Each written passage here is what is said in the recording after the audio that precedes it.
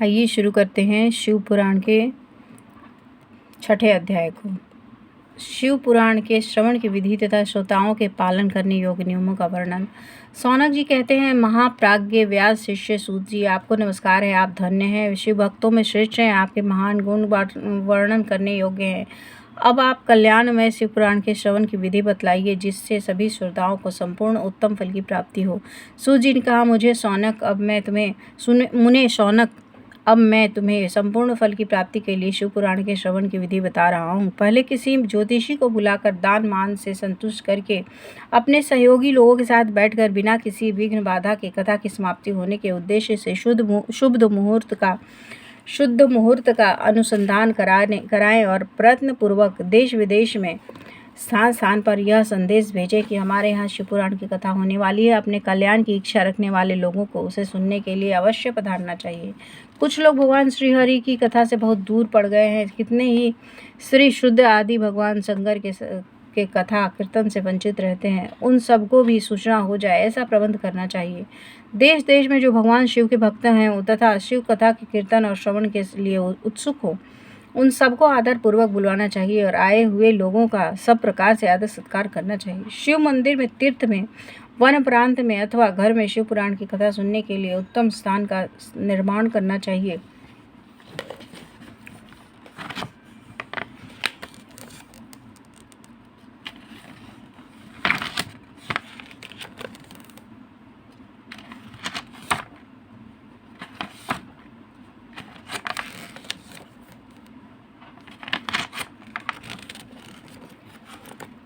खंभों से सुशोभित एक ऊंचा कथा मंडप तैयार कराएं।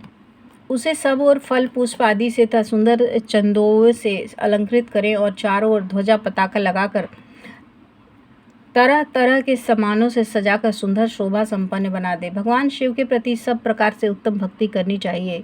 वही सब तरह से आनंद का विधान करने वाली है। परमात्मा भगवान शिव के लिए दिव्य आसन का निर्माण करना चाहिए तथा कथावाचक के लिए भी एक ऐसा दिव्य आसन बनाना चाहिए जो उनके लिए सुखद हो सके। मुने, नियम पूर्वक कथा सुनने वाले श्रोताओं के लिए भी यथा योग्य सुंदर स्थानों की व्यवस्था करनी चाहिए। अन्य लोगों के लिए साधारण स्थान ही रखने चाहिए। जिसके मुख से निकली हुई वाणी देहधारियों के लिए कामधेनु के समान अभिष्ट फल देने वाली होती है, उस पुराण वेत्ता विद्वान वक्ता के प्रति तुच्छ बुद्धि कभी नहीं करनी चाहिए। संसार में जन्म तथा गुणों के कारण बहुत से गुरु होते हैं, परंतु सब में पुराणों का ज्ञाता विद्वान ही परम गुरु माना गया है। पुराण वेत्ता पवित्र, दक्ष, शांत, ईर्ष्या पर विजय पाने वाला, साधु और दयालु होना चाहिए। ऐसा प्रवचन कुशल विद्वान इस पुण्यमयी कथा को कहे। सूर्योदय से प्रारंभ करके 3:30 पहर तक उत्तम बुद्धि वाले विद्वान पुरुष को शिव पुराण की कथा सम्यक रीति से बाँचनी चाहिए। मध्याह्न काल में 2 घड़ी तक तथा कथा बंद करनी चाहिए, जिससे कीर्तन में अवकाश पाकर लोग मलमूत्र का त्याग कर सकते। कथा प्रारंभ के दिन से एक दिन पहले व्रत ग्रहण करने के लिए वक्ता को छौर करा लेना चाहिए। जिन दिनों कथा हो रही हो उन दिनों प्रयत्न पूर्वक प्रातः काल का सारा नित्य कर्म संक्षेप में ही कर लेना चाहिए। वक्ता के पास उनकी सहायता के लिए एक दूसरा वैसा ही विद्वान स्थापित करना चाहिए, वह भी सब प्रकार के संशयों को निवृत्त करने में समर्थ और लोगों को समझाने में कुशल हो। कथा में आने वाले विघ्नों की निवृत्ति के लिए गणेश जी के पूजन करें। कथा के स्वामी भगवान शिव की तथा विशेष शिव पुराण की पुस्तक की भक्ति भाव से पूजा करें। तत्पश्चात उत्तम बुद्धि वाला श्रोता तन मन से शुद्ध एवं प्रसन्नचित हो आदर पूर्वक शिव पुराण की कथा सुने। जो वक्ता और श्रोता अनेक प्रकार के कर्मों में भटक रहे हों, काम आदि 6 विकारों में युक्त हों, स्त्री में आसक्ति रखते हों और पाखंडपूर्ण बातें करते हों, वे पुण्य के भागी नहीं होते। जो लौकिक चिंता तथा धन, गृह एवं पुत्र आदि की चिंता को छोड़कर कथा में मन लगाए रहते हैं, उन शुद्ध बुद्धि पुरुषों को उत्तम फल की प्राप्ति होती है। जो श्रोता श्रद्धा और भक्ति से युक्त होते हैं, दूसरे कर्मों में मन नहीं लगाते और मौन, पवित्र एवं उद्वेग शून्य होते हैं, वे ही पुण्य के भागी होते हैं। श्रुति जी बोले, सौनक, अब शिव पुराण सुनने का व्रत लेने वाले पुरुषों के लिए जो नियम है उन्हें भक्ति पूर्वक सुनो। नियम पूर्वक इस श्रेष्ठ कथा को सुनने से बिना किसी विघ्न बाधा के उत्तम फल की प्राप्ति होती है। जो लोग दीक्षा से रहित हैं, उनका कथा श्रवण में अधिकार नहीं है, अतः मुने कथा सुनने की इच्छा रखने वाले लोगों को पहले वक्ता से दीक्षा ग्रहण करनी चाहिए।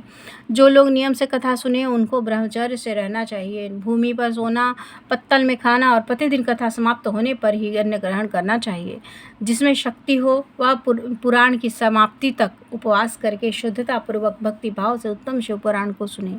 इस कथा का व्रत लेने वाले पुरुष को दिन प्रतिदिन एक ही बार हविष्यान्न भोजन करना चाहिए। जिस प्रकार से कथा श्रवण का नियम सुखपूर्वक सध सके वैसे ही करना चाहिए। गरिष्ठ अन्न, दाल, जला अन्न, सेम, मसूर, भाव दूषित तथा बासी भन अन्न को खाकर कथाव्रती पुरुष कभी कथा को न सुने। जिसने कथा का व्रत ले रखा हो वह पुरुष प्याज, लहसुन, हींग, गाजर, मादक वस्तु तथा आमिष कहीं जाने वाली वस्तुओं का त्याग दे। कथा का व्रत लेने वाला पुरुष काम, क्रोध आदि का 6 विकारों को, ब्राह्मणों की निंदा को तथा पतिव्रता और साधुओं की, संतों की निंदा को भी त्याग दे। कथा व्रती पुरुष प्रतिदिन सत्य, शौच, दया, मौन, सरलता, विनय तथा हार्दिक उदारता इन सद्गुणों को सदा अपनाए रहे। श्रोता निष्काम हो या सकाम वह नियम पूर्वक कथा सुने। सकाम पुरुष अपनी अभीष्ट कामना को प्राप्त करता है और निष्काम पुरुष मोक्ष पा लेता है। दरिद्र, क्षय का रोगी, पापी, भाग्यहीन तथा संतानहीन पुरुष भी इस उत्तम कथा को सुने। काक, बंध्या आदि जो 7 प्रकार की दुष्टा स्त्रियां हैं वे तथा जिसका गर्भ गिर जाता हो वह इन सभी को शिव पुराण की उत्तम कथा सुननी चाहिए। सुने मुने, स्त्री हो या पुरुष सबको प्रयत्न पूर्वक विधि विधान से शिव पुराण की यह उत्तम कथा सुननी चाहिए। महर्षि, इस तरह शिव पुराण की कथा के पाठ तथा श्रवण संबंधी यज्ञोत्सव की समाप्ति होने पर श्रोताओं को भक्ति एवं प्रयत्न पूर्वक भगवान शिव की पूजा की भांति पुराण पुस्तक की पूजा करनी चाहिए। तदनंतर विधि पूर्वक वक्ता का भी पूजन करना चाहिए।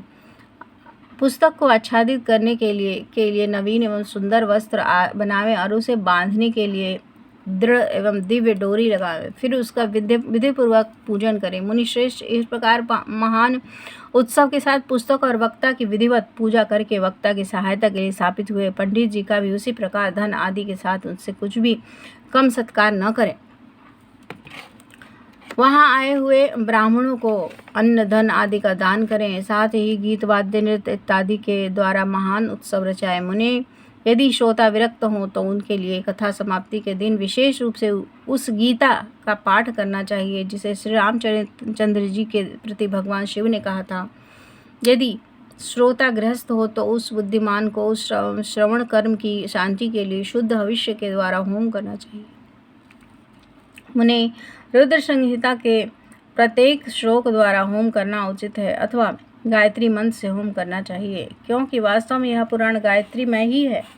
अथवा शिव पंचाक्षर मूल मंत्र से हवन करना उचित है। होम करने की शक्ति न हो तो विद्वान पुरुष यथाशक्ति हवनीय हविष्य का ब्राह्मण को दान करे।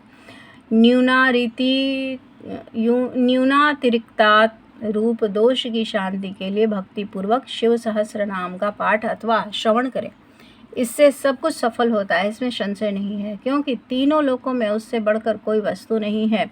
कथा श्रवण संबंधी व्रत की पूर्णता की सिद्धि के लिए 11 ब्राह्मणों को मधु मिश्रित खीर भोजन कराएं और उन्हें दक्षिणा दें। मुने, यदि शक्ति हो तो 3 तोले सोने का एक सुंदर सिंहासन बनवाया, उस पर उत्तम अक्षरों में लिखी अथवा लिखाई हुई शिव पुराण की पोथी विधिपूर्वक स्थापित करें।